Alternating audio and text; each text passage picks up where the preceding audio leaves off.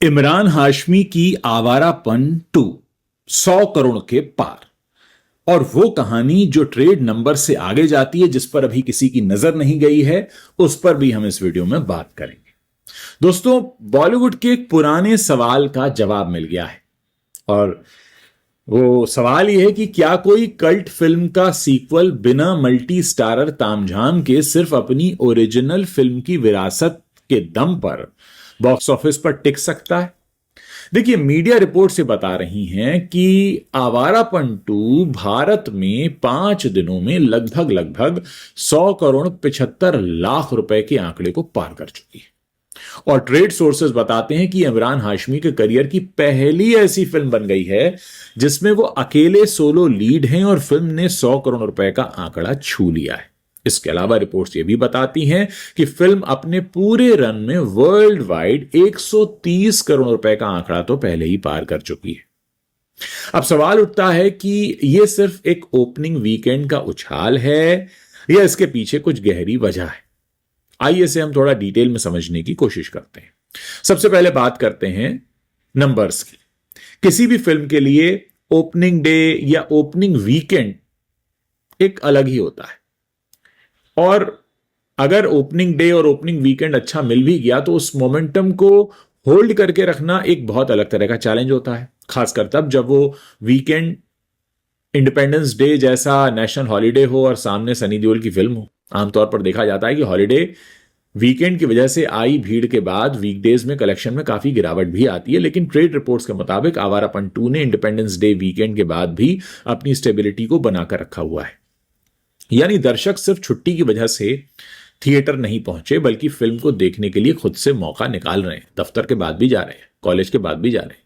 ये किसी भी फिल्म के लिए सबसे हेल्दी साइन माना जाता है, क्योंकि ये बताता है कि फिल्म वर्ड ऑफ माउथ पर चल रही है, लोग इसे देखना चाहते हैं, ना कि कैलेंडर की मेहरबानी है कि छुट्टी है तो चलो चलते हैं।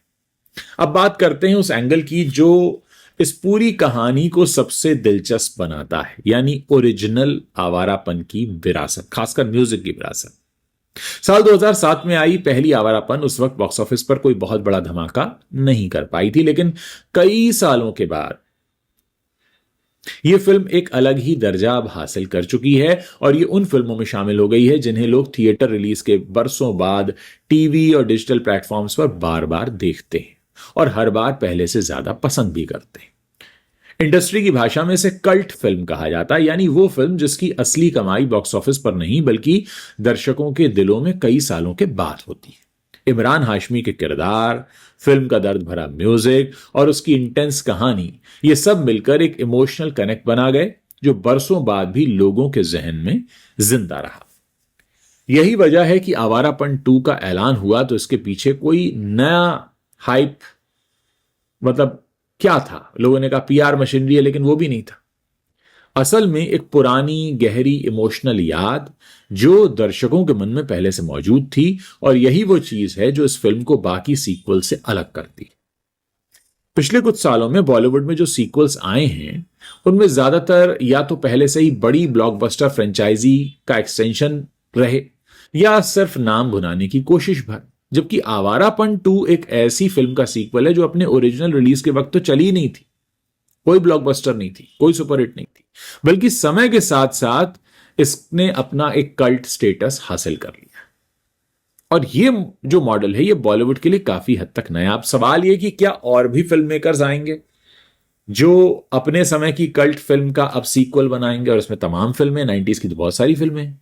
अब सवाल उठता है कि क्यों यह ट्रेंड जो है वो इंडस्ट्री के लिए इतना महत्वपूर्ण हो सकता है। देखिए, बॉलीवुड बड़े लंबे समय से एक फ्रेंचाइजी मॉडल पर निर्भर होता रहा है, जैसे किसी हिट फिल्म का तुरंत सीक्वल बना देना या किसी सुपरस्टार को लेकर यूनिवर्स बना देना। लेकिन आवारापन 2 यह सुझाव देती है कि इंडस्ट्री के पास एक अनदेखा खजाना मौजूद है, वो फिल्में जो अपने समय में बहुत बड़ी हिट नहीं रही लेकिन जिनकी एक वफादार फैन बेस बनी हुई है, समय के साथ बनी है।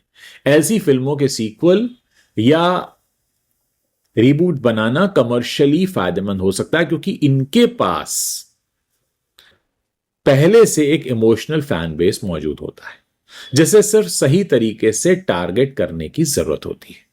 ट्रेड एनालिस्ट के मुताबिक अगर यह ट्रेंड आगे भी सफल होता है तो आने वाले सालों में हमें ऐसी कई पुरानी कल्ट फिल्मों के सीक्वल देखने को मिल सकते हैं जिनके बारे में शायद अभी किसी ने सोचा नहीं होगा।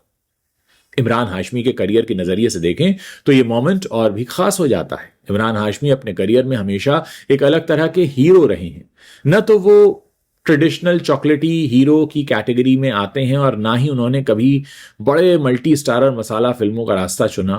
उन्होंने हमेशा इंटेंस, डार्क और इमोशनली हैवी किरदारों को चुना, जिसकी वजह से उन्हें खास तरह की पहचान मिली। लेकिन सोलो लीड के तौर पर 100 करोड़ रुपए का आंकड़ा छूना उनके लिए अब तक दूर की बात रही है। ऐसे में आवारापन 2 की यह कामयाबी सिर्फ एक फिल्म की जीत नहीं है, बल्कि ये इमरान हाशमी के इस पूरे करियर मॉडल की जीत है जिसमें उन्होंने कभी भी अपनी पहचान से समझौता नहीं किया। यह अपने आप में एक बहुत अलग तरह की केस स्टडी बनकर उभरा है, जिस पर इस समय इंडस्ट्री में बात हो रही है, लोगों का ध्यान जा रहा है, खासकर ऐसे समय में जबकि इंडस्ट्री एक बहुत खराब दौर से होकर गुजर रही है। अब बात करते हैं इस केस स्टडी के प्रोडक्शन और मार्केटिंग एंगल की। रिपोर्ट्स बताती हैं कि फिल्म की मार्केटिंग स्ट्रैटेजी में ओरिजिनल फिल्म की नॉस्टैल्जिया को बहुत सोच समझकर इस्तेमाल किया गया। प्रमोशनल कंटेंट में बार बार 2007 वाली आवारापन के इमोशनल मोमेंट्स और म्यूजिक को याद दिलाया गया ताकि पुराने दर्शकों की भावनाएं जाग सके, और साथ ही नए दर्शकों को भी बताया गया कि यह कहानी क्यों इतने साल बाद भी रेलेवेंट बनी हुई है। यह एक स्मार्ट मार्केटिंग मूव निकलकर सामने आया, प्रूव भी हो गया, क्योंकि इसने दो अलग अलग जनरेशन्स के दर्शकों को एक साथ थिएटर में खींच लिया। और हो सकता है कि इसकी सक्सेस को देखने के बाद आने वाले समय में और भी फिल्म मेकर्स इस फॉर्मूले को अपनाएं। अब आते हैं इस पूरी कहानी के सबसे बड़े सबक पर। देखिए, बॉलीवुड इंडस्ट्री के लिए आवारापन 2 का यह सफर एक महत्वपूर्ण संकेत है कि सक्सेस का फॉर्मूला हमेशा बड़े स्टार्स, बड़े बजट या बड़े वीएफएक्स से नहीं आता। कई बार सक्सेस का असली फॉर्मूला होता है दर्शकों की भावनाओं को समझना और उस भावनात्मक कनेक्ट का सम्मान करना जो सालों में बना। आवारापन 2 यह साबित करती है कि अगर कहानी में ईमानदारी हो और मार्केटिंग में सही नॉस्टैल्जिया का इस्तेमाल किया जाए तो एक छोटी फिल्म जिसका कोई जिक्र पहले नहीं था, वो भी बॉक्स ऑफिस पर बड़े नामों को टक्कर दे सकती है, जीत हासिल कर सकती है। अब आने वाले दिनों में यह देखना दिलचस्प होगा कि बॉलीवुड क्या इस तरह की स्ट्रैटेजी को और फिल्मों में अपनाता है। साथ ही यह फिल्म भी क्या अपनी स्टेबिलिटी कब तक बनाए रखती है, भी देखना होगा। क्या ये जो डेटा है या आंकड़ा है आगे बढ़कर इमरान हाशमी के करियर की सबसे बड़ी सोलो कमाई वाली फिल्म बन जाता है? क्या इमरान हाशमी के करियर को एक नया मोड़ मिलेगा इससे? ये भी देखने लायक होगा कि क्या यह सफलता इंडस्ट्री के दूसरे मेकर्स को प्रेरित करेगी कि वो अपनी पुरानी कल्ट फिल्मों के इसी तरह से सीक्वल लेकर आए और उनमें छुपी कहानियों को नए सिरे से दर्शकों के सामने पहुंचाएं। अगर दोस्तों आपको मेरी ये केस स्टडी पसंद आई है, ये एनालिसिस पसंद आया है, तो कमेंट सेक्शन में लिखकर जरूर बताइए कि आपको ओरिजिनल आवारापन कितनी पसंद थी और क्या आपने आवारापन 2 देखी है या आप अब प्लान कर रहे हैं, क्योंकि इसका बज़ बना हुआ है काफी। मुझे जरूर बताइए, साथ ही ये भी कि क्या आप इस तरह की एनालिसिस पसंद करते हैं ताकि मैं ऐसी एनालिसिस और लेकर आऊं। इसके अलावा दोस्तों आपसे कहना चाहूंगा कि हम आप में से बहुत सारे दर्शक ऐसे हैं जो हमारे चैनल को देखते तो हैं पर सब्सक्राइब नहीं करते हैं। लाइक करें ना करें, कम से कम सब्सक्राइब का बटन तो दबाइए और बेल आइकन जरूर प्रेस कीजिए ताकि जब भी हम वीडियो पोस्ट करें उसकी जानकारी आप तक तुरंत पहुंच सके। अपने नाम के साथ अपने शहर का नाम लिखना मत भूलिएगा।